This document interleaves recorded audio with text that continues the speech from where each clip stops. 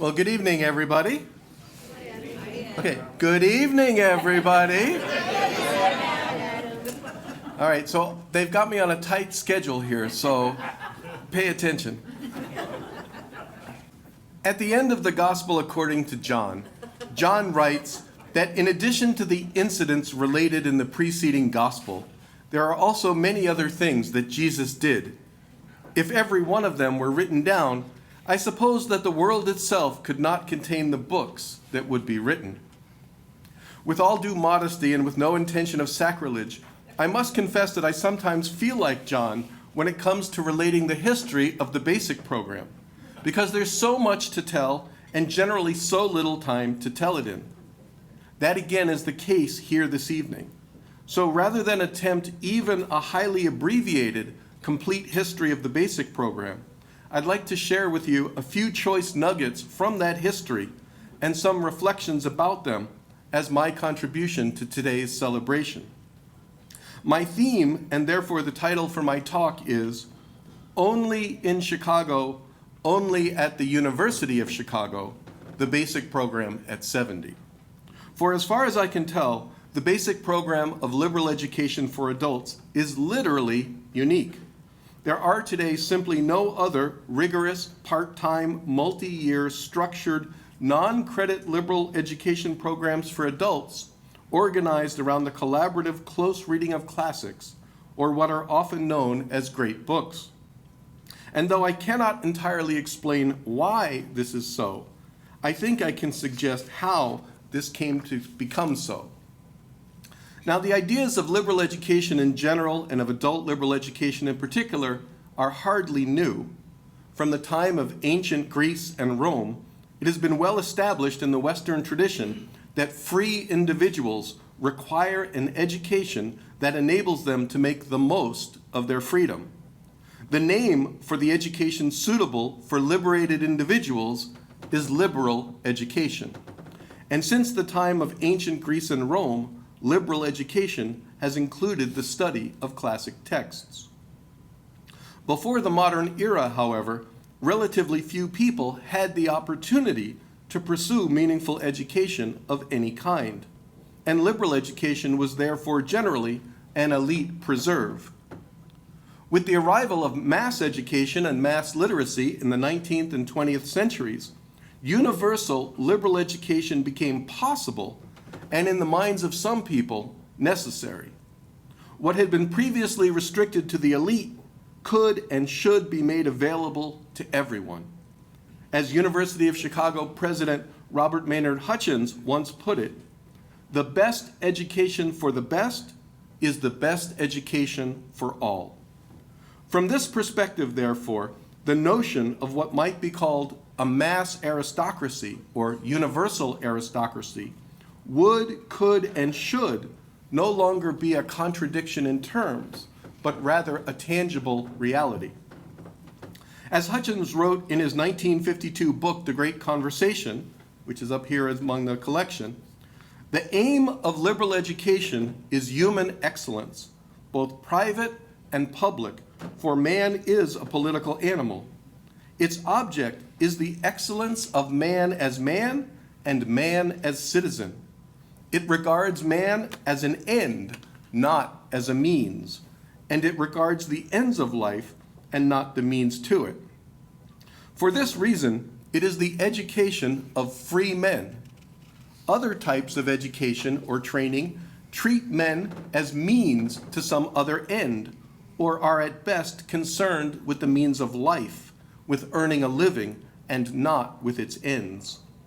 The substance of liberal education appears to consist in the recognition of basic problems, in knowledge of distinctions and interrelations in subject matter, and in the comprehension of ideas.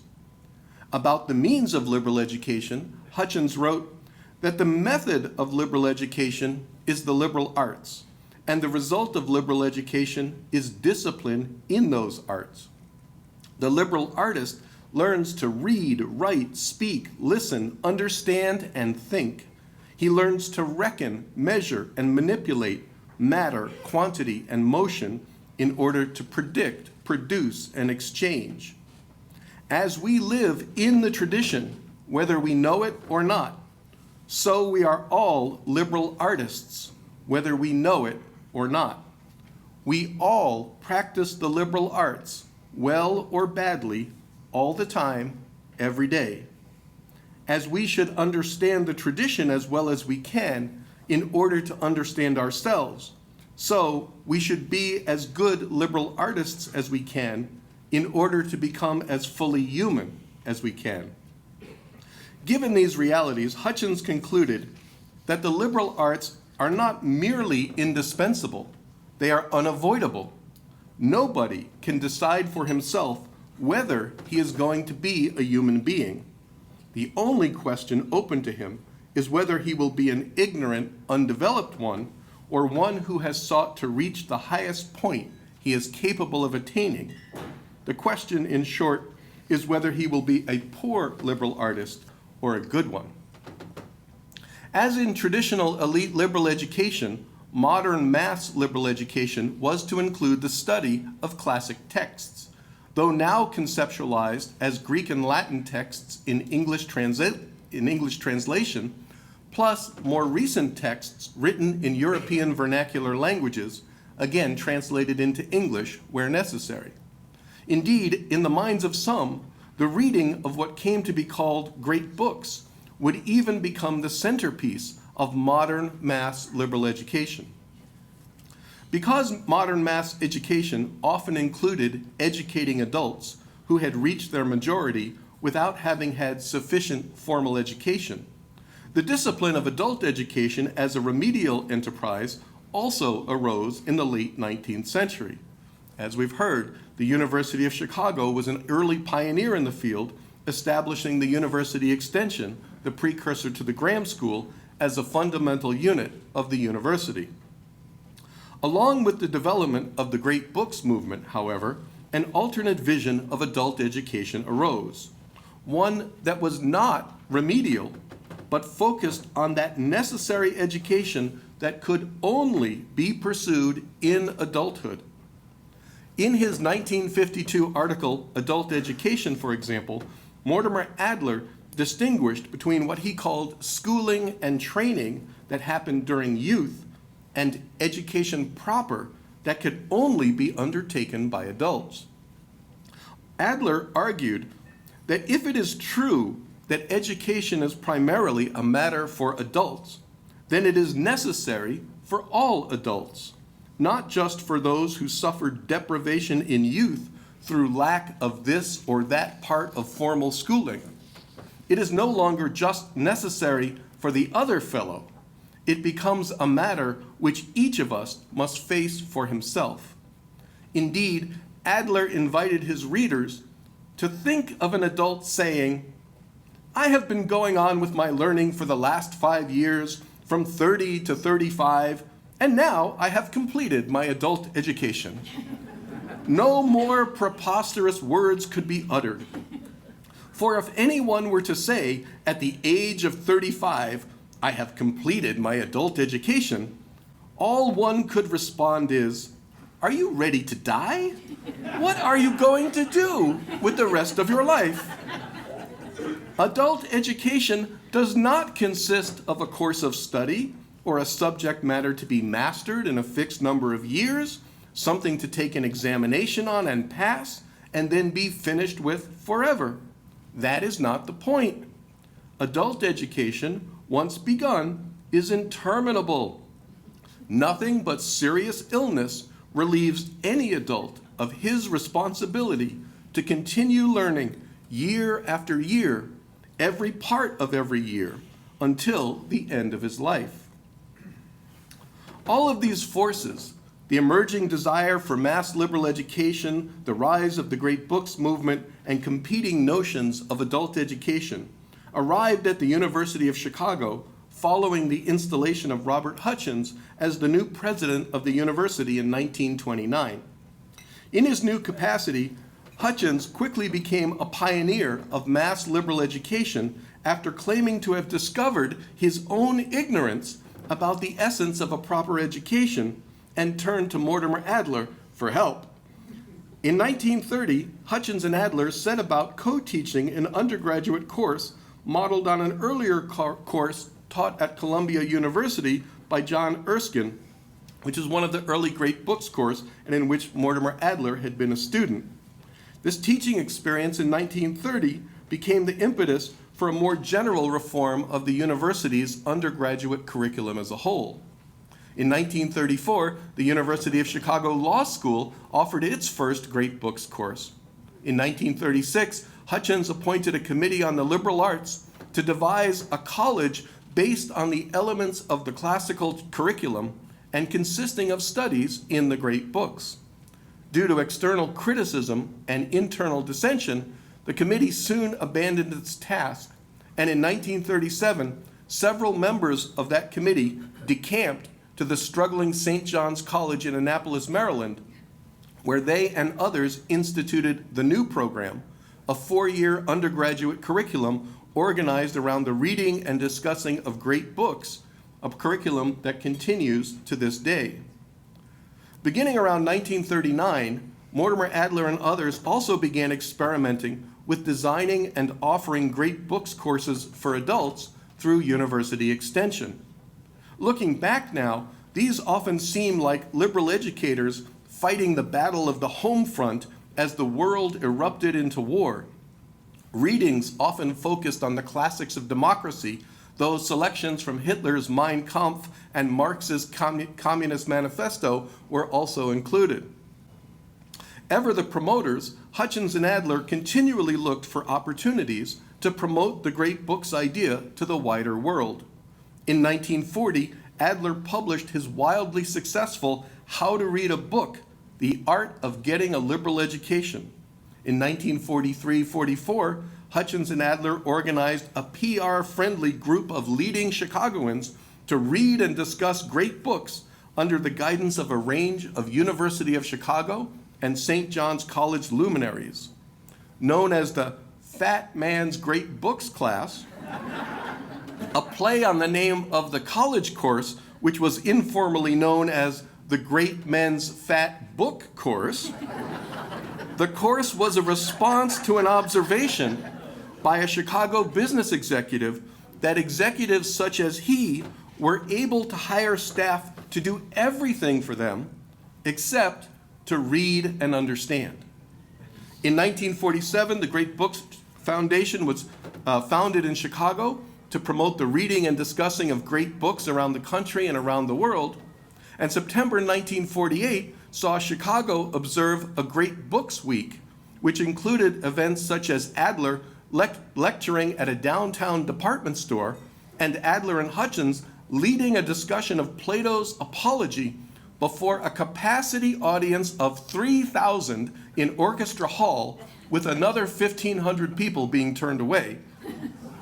Finally, in April 1952, the University of Chicago-owned Encyclopedia Britannica published the great books of the Western world, comprising 51 volumes of 443 works by 74 authors, plus the one introductory volume by Hutchins, The Great Conversation, and a 2-volume Great Ideas Index called the Syntopicon, edited by Adler. With the end of World War II in 1945, these and other threads came together in the founding of the basic program in 1946. On a somewhat grand level, the emergence of atomic weapons at the end of the war horrified many people who worried that mankind's wisdom had not progressed as rapidly as mankind's technological prowess. Hutchins, in particular, seemed to have felt that the University of Chicago had significant responsibility in this regard due to the university's role in the development of these weapons, including Enrico Fermi's first controlled atomic chain reaction in Hyde Park in 1942. Likewise, the horrors of World War II and the prospect of a possible repetition, possibly with atomic weapons, with the forces of communism, impelled Hutchins and others to advocate the establishment of one world government on the one hand, and the universal wisdomification of mankind through the reading and discussion of great books on the other. On a more mundane level, there was also the issue of returning GIs and the education they would require when they got home. On May 3, 1946, a draft document entitled "A Proposal for an Integrated Curriculum in the Liberal Arts at University College" was circulated for comment.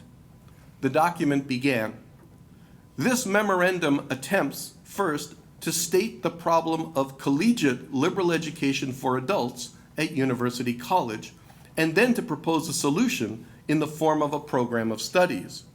The word collegiate is stressed to differentiate what is here proposed from a program of truly adult liberal education. Collegiate liberal education for adults can be justified for some, not all adults, and only on the grounds that some adults were deprived of such education in their youth. In contrast, adult liberal education is a necessity for all adults, regardless of the amount or quality of prior institutional training. The proposed program was a 4-year curriculum modeled on the new program at St. John's College that consisted of 5 educational activities conducted through twice-weekly meetings of classes of 3 hours, and that culminated in the opportunity for graduates to apply for a BA degree from the university. The 5 activities were the seminar, the humanities tutorial, the science tutorial, the problem workshop, and the lecture. Initial reactions to this proposal were mixed. The response from the central administration of the university included the following. The proposal states that the program can be justified only on the grounds that some adults were deprived of such education in their youth. It further asserts that the Great Books seminars represent a true program of adult liberal education. It is my observation that anyone is admitted to the Great Books seminars who is interested, regardless of his possession or lack of collegiate liberal education, and I expect that the practice will continue. Mulling these things over in my mind, I regretfully come to the conclusion that the proposal offers no real justification at all for the program it purports to sponsor. They're talking about the basic program. Nonetheless, the proposal was approved for the program to commence in the autumn quarter of 1946, and staff were hired.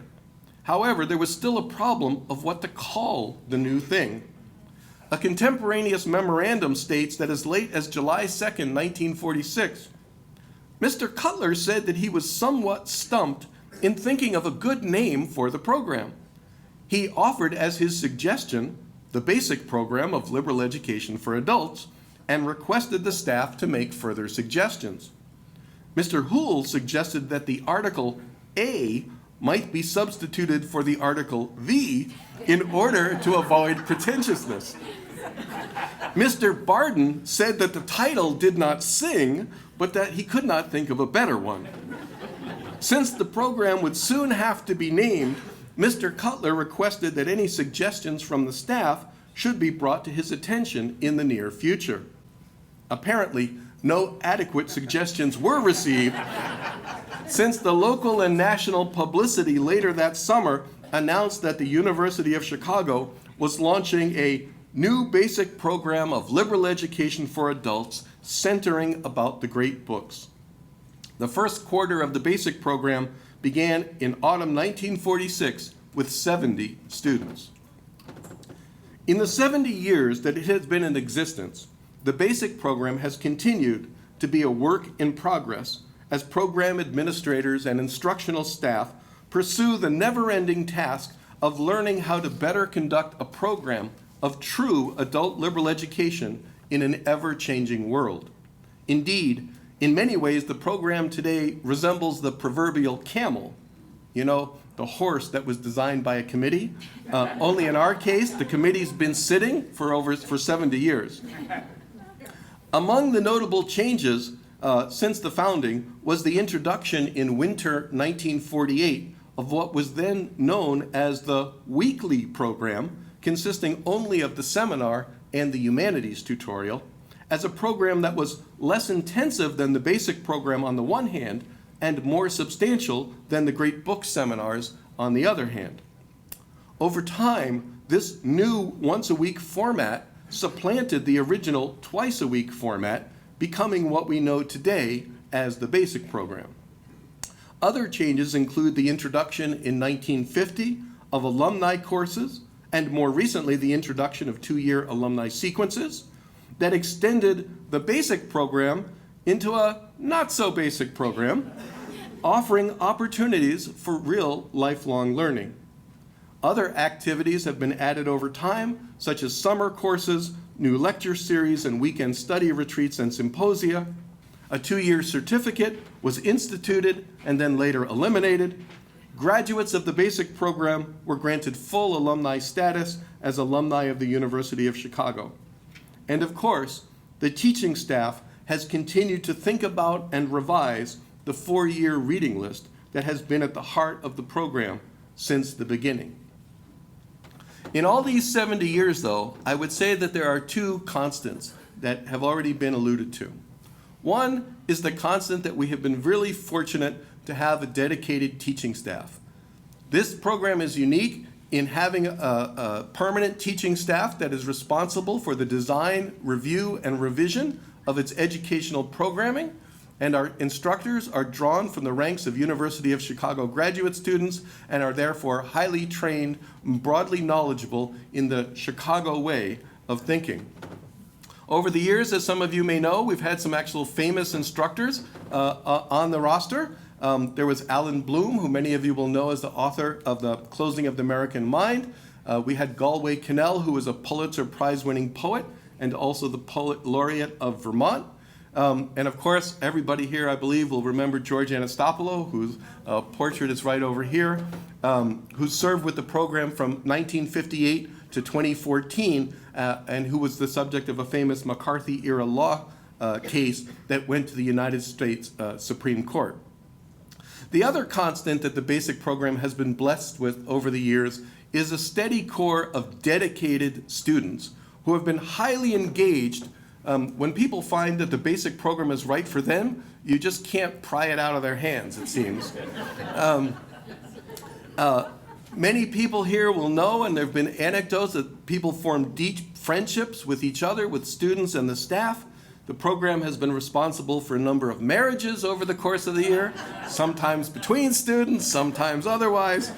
And we also have, has been mentioned, a number of students over the years who've been taking classes with the basic program for 20 or 30 years. And I really invite you to think about that. I mean, the idea of it becomes almost like subscribing to the basic program the way somebody subscribes to the theater or the opera or something like that. Students have also taken an important hand in shaping the activities of the basic program. At various points in the history, we've had a student association, we've had a student newsletter, students have organized film nights. The weekend study retreats that we all know and love now were actually originally organized by basic program students because they needed to get more than they were getting through the official program, and also instigated the very first alumni courses in 1950. Basic program students have been essential in helping us recruit new students into the program. In fact, word of mouth has been our best method of reaching new students for almost the entire lifetime of the program.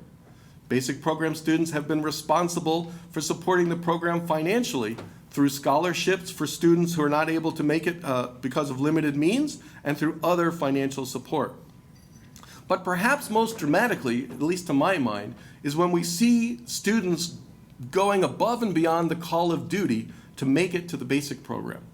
We have students that commute enormous distances to come to class. By car, we've had people driving from all corners of Wisconsin, Indiana, Michigan, and by plane coming in from New York City, Washington, D.C., Arizona, and Florida on a weekly basis. We've had students participate in the program by telephone, and as you may know, we're now offering online courses, and people who are no longer in the Chicago area are able to continue participating in the basic program. So I'd like to end by returning to the theme with which I began. Only in Chicago, only at the University of Chicago. For there does seem to be something special about this city. There is today no basic program in New York or Los Angeles, for example, nor in Cleveland or Syracuse, where attempts were actually made to replicate the basic program. I've often thought that there is something essential about Chicago being a big city, but also a big Midwestern city, something about authenticity. Likewise, there does seem to be something special about the University of Chicago and the University of Chicago way of approaching education, a rigorous, text-based examination of first principles that teaches students how to think, not what to think. In any case, I trust you will agree with me that the basic program is unique and uniquely valuable, and that it is most definitely worth celebrating, and that we owe everyone connected with the program, past and present, administrators, students, spouses, instructors, support staff, an enormous debt of gratitude. Thank you.